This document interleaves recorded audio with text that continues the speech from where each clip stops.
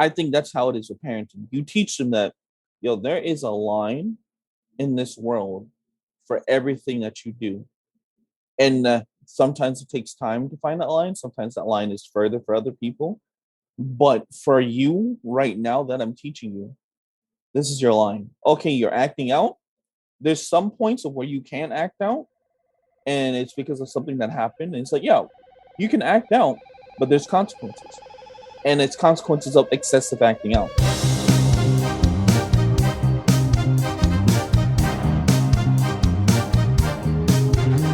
Welcome back to the Out of the Box podcast, where Steele and I, Jose, your host, get to talk about out of the box ideas.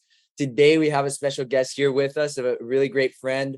He is Maalik, and he is a great guy. He has studied psychology, has a BA in psychology, and also currently studying marriage and family therapy.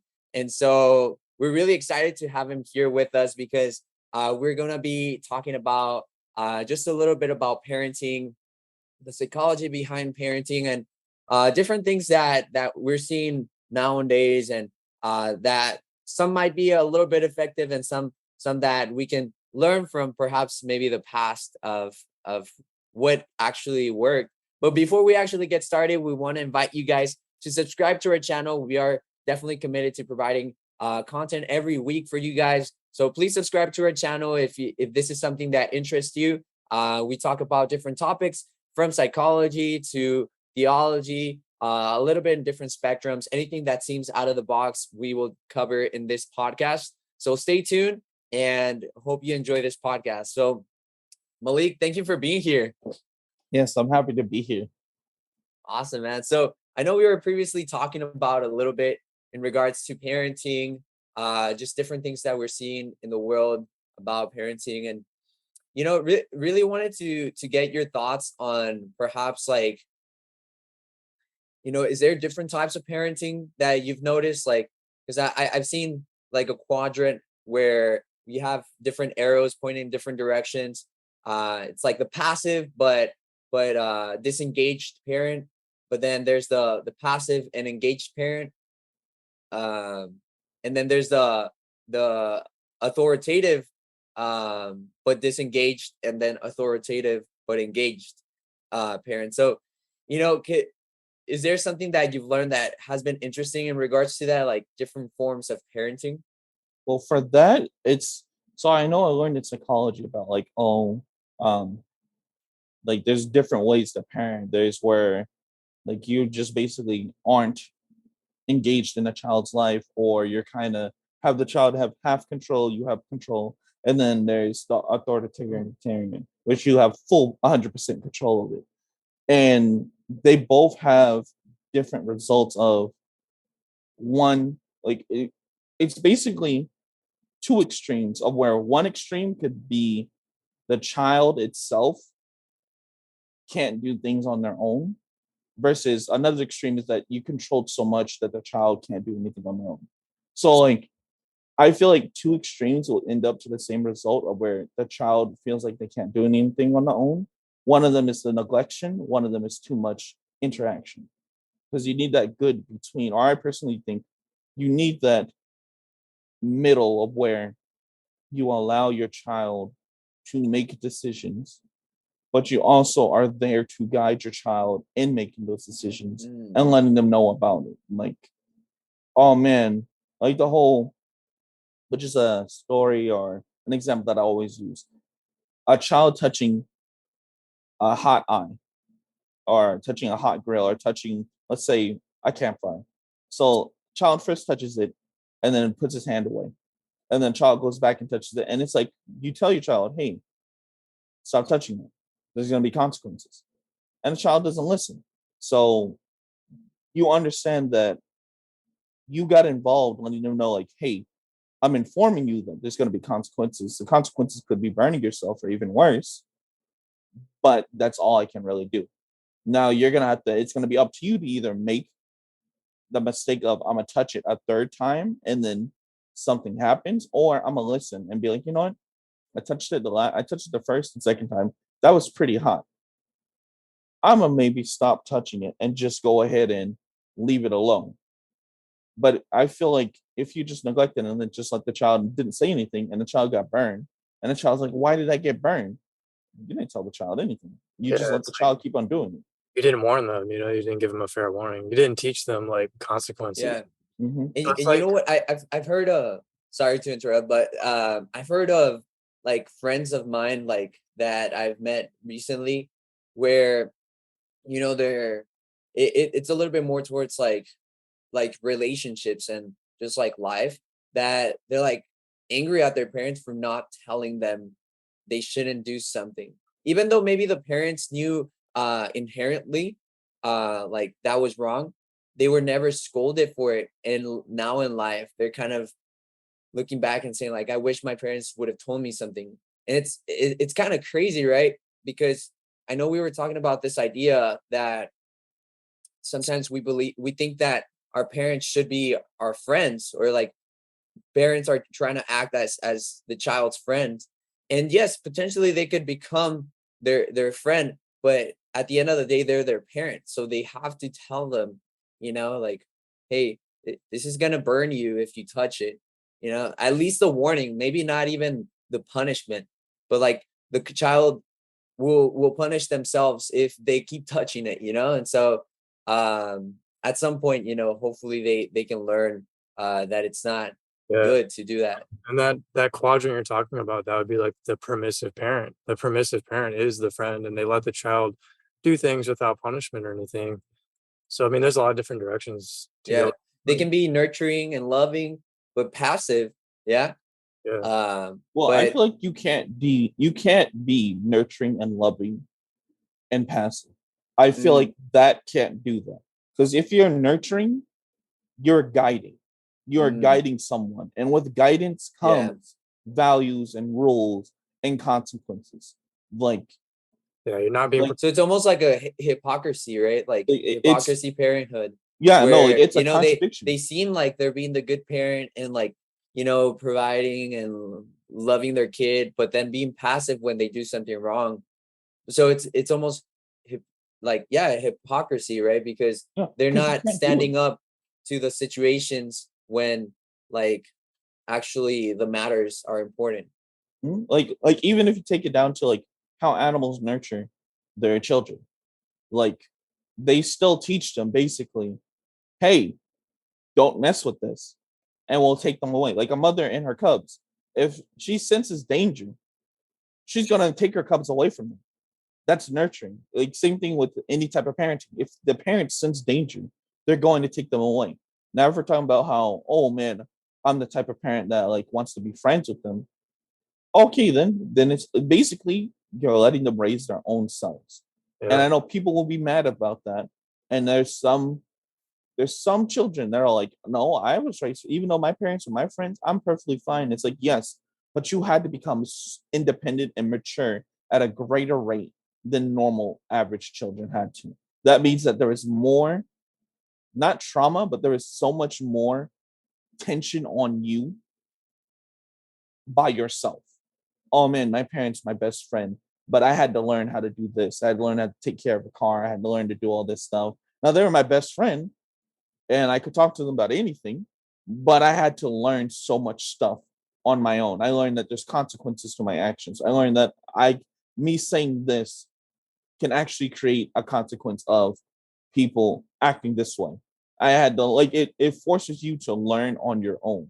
It So is, that's why I feel like you can't be nurturing in that type of way and it's like, because it teaches them that. yeah, you're right, because you have to learn the hard way then. Because what does the child then do? They don't have the parents' guidance, so then they go into the real world, and then they face real world consequences. And it's probably gonna be a much harsher way of learning it than if the parent would have tell them at home, or even just like discipline, right? So like discipline is less harsh than the real world consequences that can happen. And so Mhm. what about discipline? You know, like punishment and I, like I what do you feel like? like discipline is needed.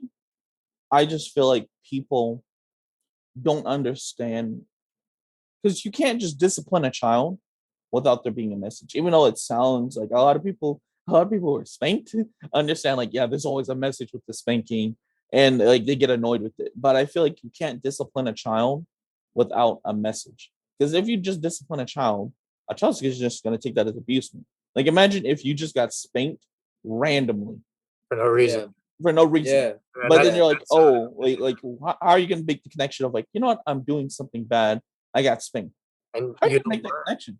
Like, How can you learn what you did? yeah, you And just that's don't. something called like intermittent parenting, where like there's no consistency on discipline, so it's like confuses the child, and they Mm. develop an insecure attachment style as a result because they don't know when people are Who's gonna gonna hurt hurt? them or not. Yeah, yeah. Who's gonna hurt them when? Well, So that's why like the messages. That's why I think there's an action, reaction, consequences. But before that, there has to be a message. Like you have to come from a message point of view to do the action. It's like, Yeah. okay, I'm going to go ahead and spank you, which is the action. The reaction is that you feel that you're being personally attacked. The consequence is actually that you did something to create me to spank you.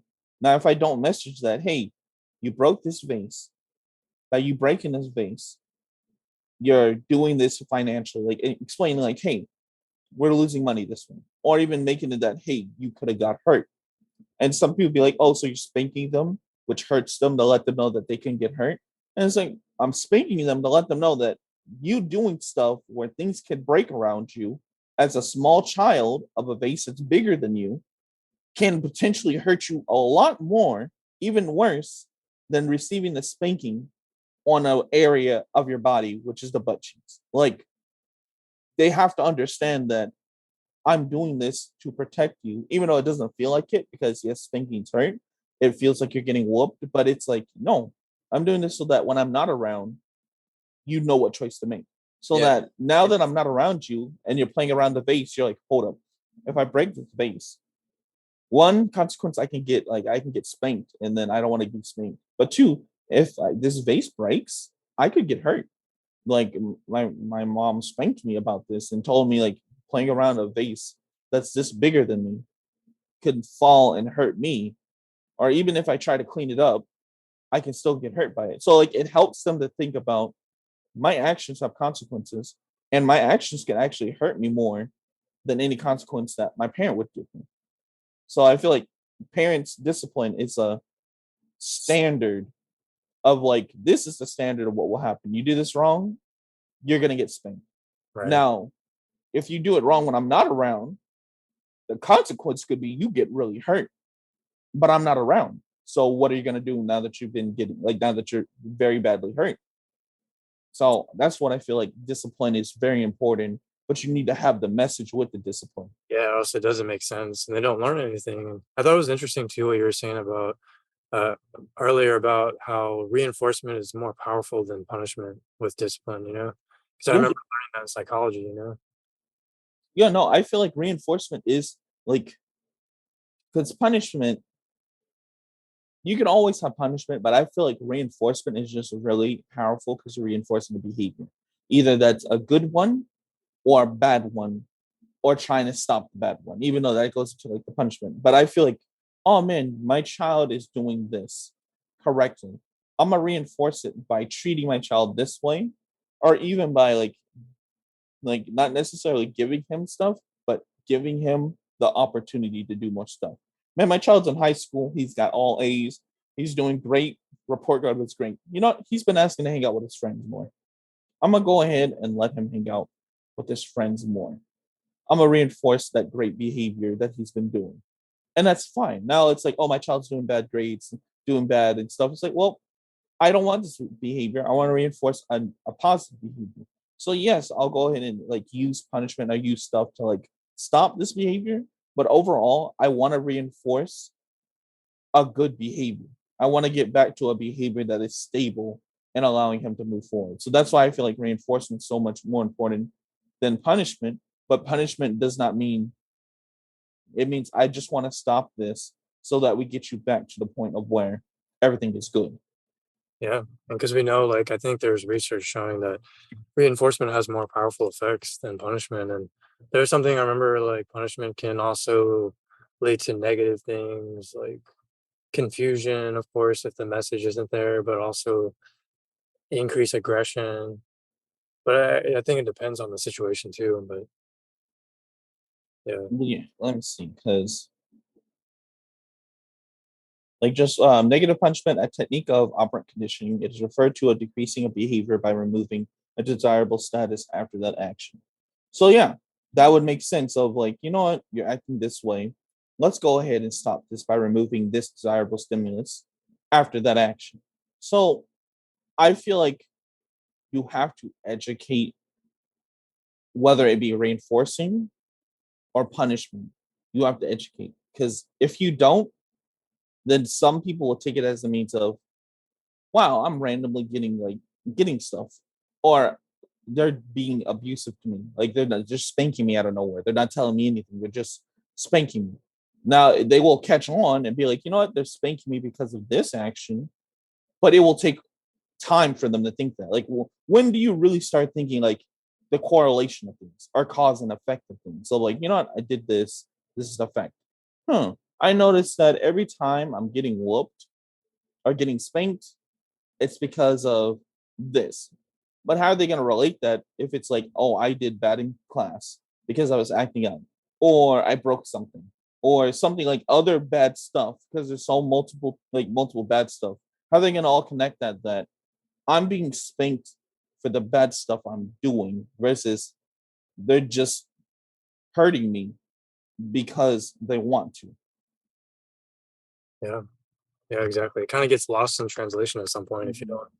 Mhm. Yeah, and I even think about it like early childhood too. Like when you're a baby, I know my grandmother would tell me like that, like one of my uncles would cry, and like you would go to the child and see if like what was wrong, and it was actually they didn't have anything wrong. They were changed. They had their food. Everything was good, and so she stopped attending to the child whenever they would cry, and realized that little by little they stopped crying just because, you know, they were seeking attention Mhm. in a way. Perhaps, like maybe there was something else, but from what she was telling me, she was like, as a mother, she was like, yeah, I realized that, you know, they were I had to let them go. I had to, teach them even when they were little, to not be like trying to get unnecessary attention, right? It's More than what was needed. And yeah, it was helpful in that sense. And I think like sometimes, we or like parents can lean to the side of like, oh, I got to give them everything, I got to give them this, I got to give them that. And it's like, and then they hit life, and it's like, oh, nothing's free. I have to work for everything. I can't provide the same lifestyle that my parents were giving me. um and this disables me in a way. And it's like, it's almost like a shock for a lot of people. But like if you lived with like hardships and stuff like that, and you realize like, oh, things actually cost, things, take sacrifice. It's like, it's I think that's one of the ways to prepare kids for the future, like to give them challenges that surpass their comfort zone. Because in a way, one of the things that, like, the only constant in the world is change. So if we can't prepare children for change, then we're just setting them up for failure. Because it's like, yeah, we have to constantly be evolving and changing to what's happening. And I'm not saying to adapt like wrong changes, or like things that are maybe like not going for the better, but at least, form their conscience and tell them like, hey, this is something to think about, right? And maybe as they get older, you can kind of reason with them a little bit more. But when they're children, I think there's like more simple punishments, like, taking away TV, or taking away time to play with friends or something, for having done something wrong. Like simple punishments, even if it's not a spanking, which can potentially be effective as well. I think there's also, like you were saying, reinforcements that can also carry that same message to Mhm. help children develop, uh for prepare them for reality, right? yeah, a negative punishment too, like taking away something in order to decrease the behavior. And like we were mentioning earlier, like temper tantrums, that's how you get rid of them, is you tell the parent not to pay any attention to the child, because any attention, even yelling at the child to stop, is reinforcing their behavior of the temper tantrum. And so you just have to get rid of all stimuli. And that's Mhm. how timeout works too. You get rid of all stimuli, all positive reinforcement to decrease it. Yeah. Yeah. And what do you guys think? Like, do punish like, yes, it might be hurtful now, but do you think punishments now for kids, like, if I were to punish my kid, if I had a kid, if I were to punish them today, do you think that prepares them for life? Because like it's hurtful, so they can reason with hurt, right? Like it's almost like preparing them, like like a soldier, like they keep becoming stronger and stronger the more that they have to go through punishment. They toughen up a little bit to the point where when life actually hits them with real like scenarios, it's like, yeah, parenting was just a simulation getting you ready for life, right? And so do you think that in a way, like, are we thinking about it wrong in the sense that yeah, no, you shouldn't like punish your kid or hurt your kid in a psychological or physical level, or emotional level. Like I Well, think I yeah. think are we getting that wrong? Well, Because we're talking about hurt and punishment, right? physical stuff could go too far and maybe cause damage, but the psychological aspect, you got to reframe it as, I am teaching like Malik has been talking about, I'm teaching my children the consequences of life that could happen Mm, now, so that they're better able to face it when they're an adult. So I don't yeah. think that's wrong, but I do think physical discipline could go to a wrong direction if it's excessive, maybe. Yeah, well, maybe I think all types of punishments could go too far, right? Even Yeah. psychological or emotional punishments, right? I think that's where a lot of people get scared when people say like punishment or like physical punishment, because it's like, oh, no, no, no, you're gonna leave them with bruises and like bleeding. It's like, no, no, no, we won't get to that point. It's No, like but it's yeah. just like a healthy way of like spanking your kid, for example, or like grabbing their hand and like spanking it a little bit, just so that they know, like, hey, you shouldn't do that, right? And it's not gonna bruise them, it's not gonna cut them, it's not gonna do any past, like just like a little touch on the hand that's abrupt. But Right. like does that, because how they have this thing going on right now nowadays where like parents are saying, no, like you shouldn't hit your kid, you shouldn't, like, I don't know what type of punishment they use, but it's like, well, yeah, I mean, I've seen it with friends, like cutting out TV and cutting out other things that they like, and so that's almost like a reminder to my friends when I was growing up to not do certain things, because otherwise their free time or their fun time is going to be taken away. So it's like, oh, okay, so that's something easier for a kid to understand, Yeah. right? But I think it's really the means of like, and this sounds like kind of from a crazy perspective, but parenting, or let's not say parenting, not for this kid. Consequences teach you how far you can act and do stuff and what your boundary is. So mhm, if I teach a child martial arts of fighting, of just like pure like how to self defense, like self defense, mhm, and they learn that, you know what, I can self defense myself in a 1v1 fight with someone. Now they know going into any scenario where fighting is involved, they can do a one-on-one situation. So that's their boundary. That's as far as they can go until they learn to fight multiple people. I think that's how it is with parenting. You teach them that, there is a line in this world for everything that you do. And sometimes it takes time to find that line. Sometimes that line is further for other people. But for you right now that I'm teaching you, this is your line. Okay, you're acting out.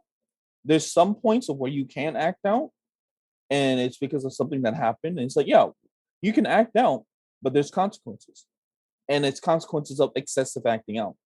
Because we can't say like, oh, acting out all the we can't say like random or rarely acting out it's bad. It's like, well, it's what happened if they failed the test? They were just so mad that they failed the test, but they've only done this once. You can't really whoop them for acting out. You would have to have a discussion, which is why I said like the message is important, and talk to them and be like, hey, I know you're angry that you failed. It's okay. Now you know this is a consequence of what can happen and what caused you to fail. Let's talk about what caused you to fail. It's like, well, I didn't study as much. Well, now you know the lack of studying can cause a failing grade, which has the effect of angering you. So now you know this is the boundary of what you can operate in. If I can study, my boundary of like my emotions of how like I'll be inclined to being either angry or happy can be a bigger barrier or a bigger boundary versus then if I didn't study. Because if I didn't study, then I have the potential of failing. If I have the potential of failing, I have the potential of feeling like terrible.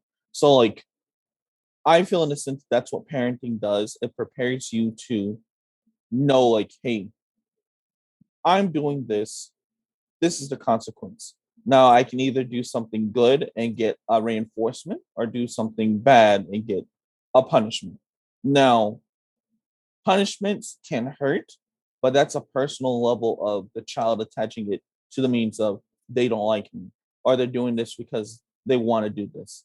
And that's from a subjective view versus an objective view of I'm doing this because you did something wrong. Talking to you wasn't working. Taking away this wasn't working. Or like punishments work differently for everyone. Reinforcement works differently for everyone. So if a child does something and you can't go straight to spanking because some children don't work with spanking. Like I know some children that yeah, I was spanked, didn't do anything for me, and it didn't do anything. But what did it for them was they got stuff taken away from them because then they learned like, hey, as you guys said, my time is valuable to me. If I'm doing stuff that my time is going to be taken away from, I'm gonna stop doing that stuff. So it helps them to think about, man, if I do this, this can have the consequence of this. Now put this in the real world.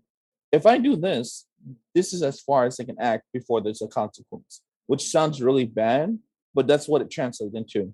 Yeah, I think Doing because something bad has a consequence, but in the real world, doing something bad has a consequence to a point. So like it starts Yes. turning into to a point. If I go Mhm. past here, then it's consequences. But if I stay within that line or within that point, then I'm good. But if I go past it, then there's consequences.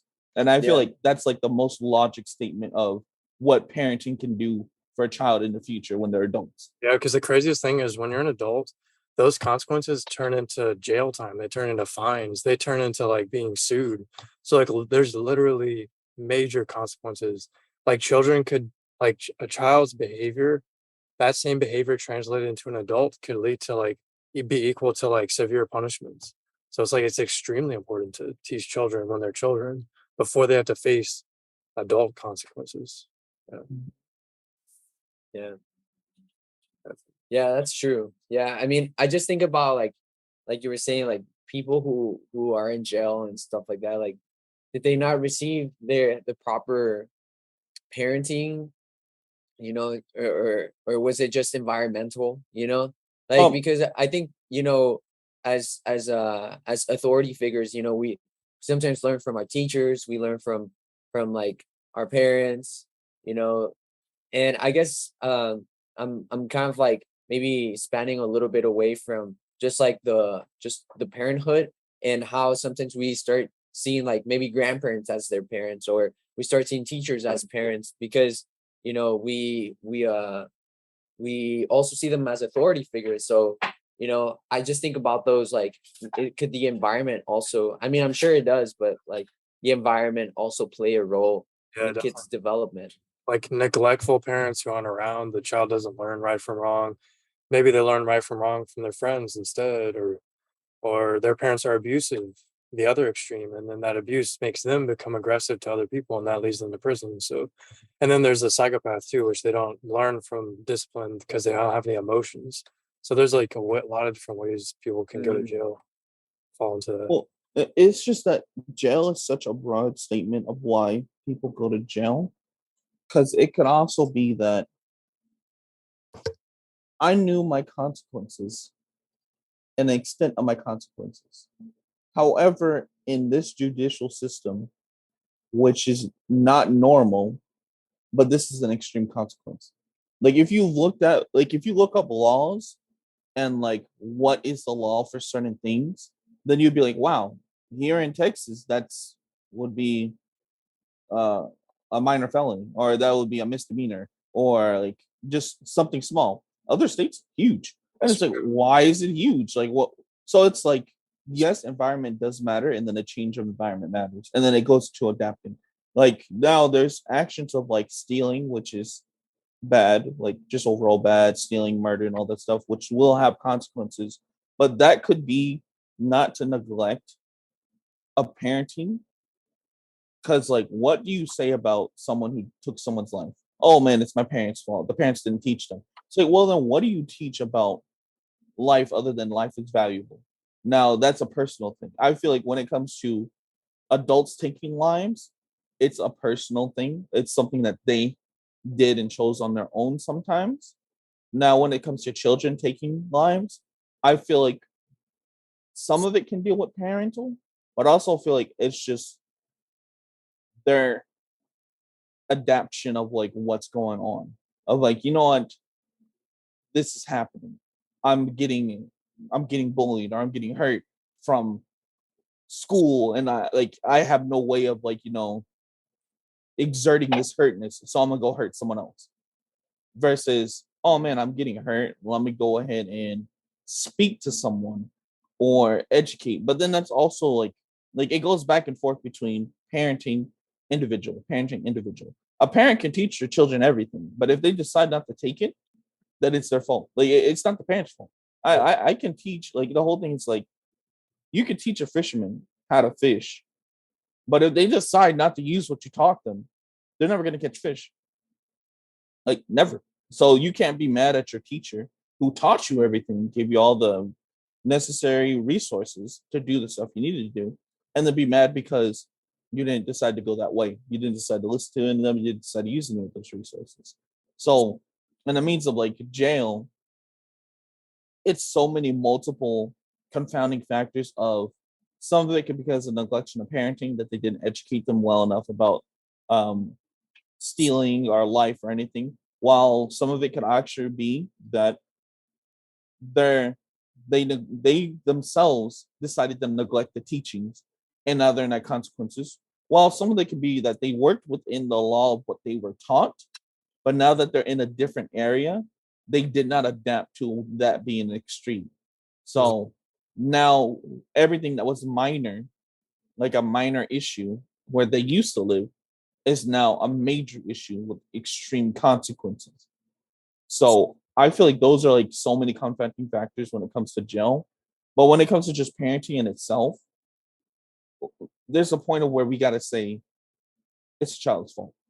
Yeah, we Like, can't always blame the parents. Yeah. like the parents do have, like, parents and friends and whoever you hang around has a big impact on you, on who you'll be, how you'll act and everything. That's just how we are. That's just how social creatures work.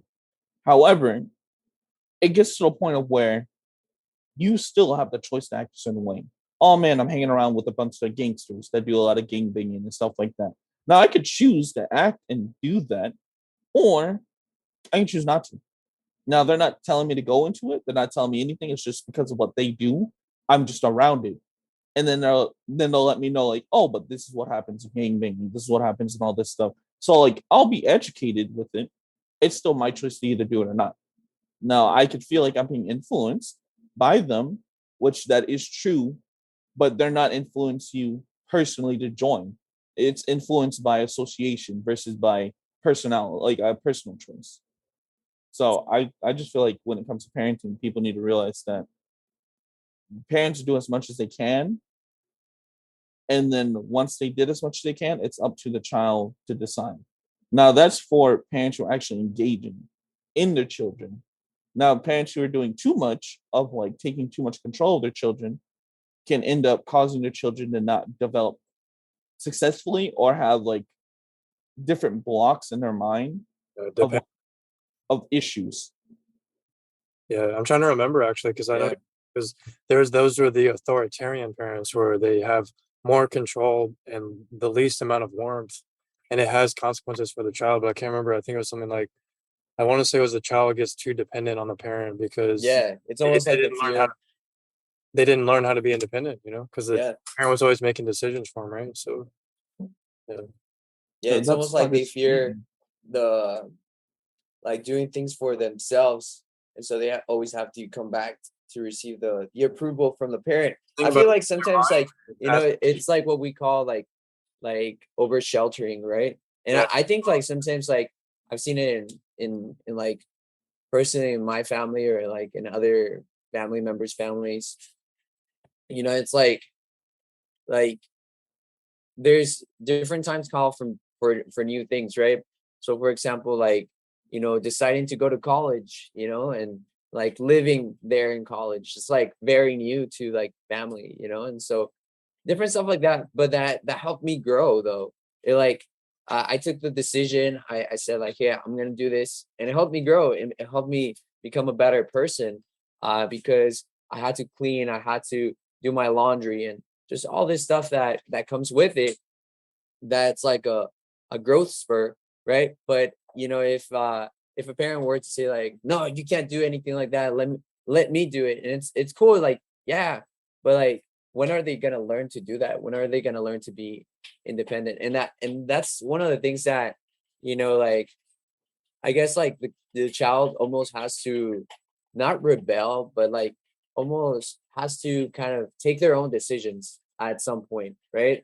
It's like, okay, I'm an adult, I know what's right from wrong, you know, and I think it comes from the parent to say like, hey, I trust my kid. I done all that I could to get them on the right place. Now is the time to like say like the chain's gone. You can do whatever you think is right. And so at that point, it's like you already did the programming, you already did the setting up. Now it's like time for the kid to go out into the world and actually do something. And so, yeah, I think it's so interesting, man. I think like it's like almost like a game, where you're building, your child, you know and of Mhm. course there's also like nature versus nurture, right? So there's some things that are just inherited naturally, that are tendencies, like maybe like temperament. more energetic or stuff like that. But at the end of the day, like, all we can do as parents is like nurture, right? Because we can't do with nature, like we can't like change their biology or whatever. Genetics.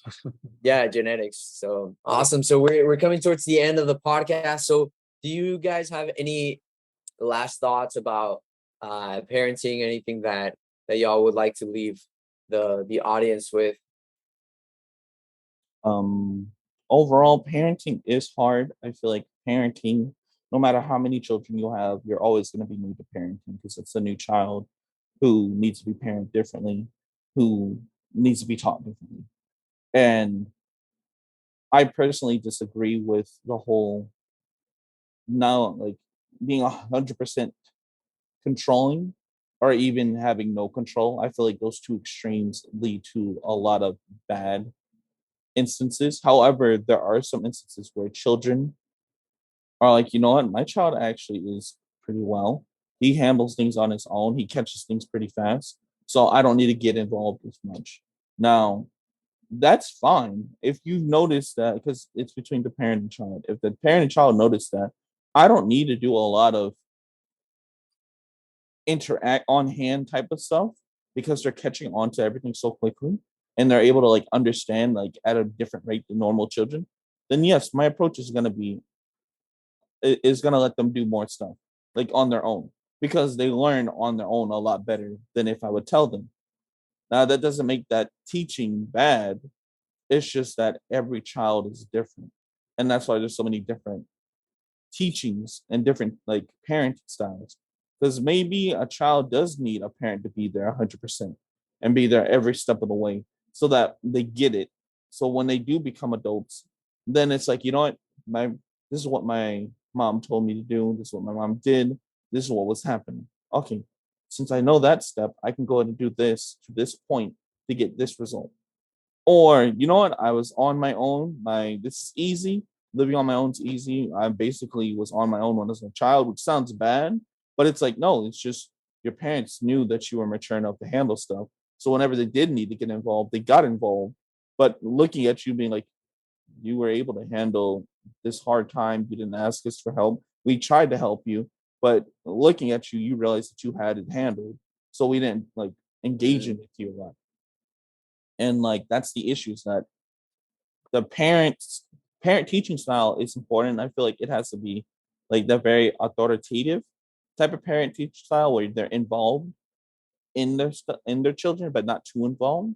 But then it's also up to the child, and we gotta like be able to be like, you know what, parents have it hard. This is their first time doing this. They're trying their best, ultimately trying to get their child to survive and strive for more.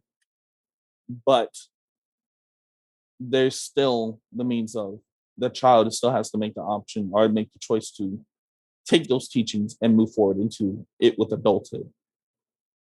Yeah, Yeah. makes sense to me. Sounds good. Well, thank you very much again, Maalik, for being here on the podcast. Thank you guys for listening in today to the podcast. We're definitely committed to providing more content like this. And let us know what you thought. Are you a parent already? Do you have any things that you take away from this conversation? We really like to know down below in the comment section, just to hear what's going on out there as well. We ourselves are not necessarily parents, but I mean, we researched, we like to learn. We've been parented, so we take from some personal experience and some knowledge that we have. But yeah, let us know what you thought, and also like our video if you did enjoy this content. But then once again, Maalik, thanks again for being here on the podcast. I think we learned a lot, from just different examples that you put up. So we really appreciate you being here with us. Of course, I'm glad to Awesome. be here. Awesome. Thank y'all. Well, thank you guys, and we'll stay tuned. See you on the next one. Take care.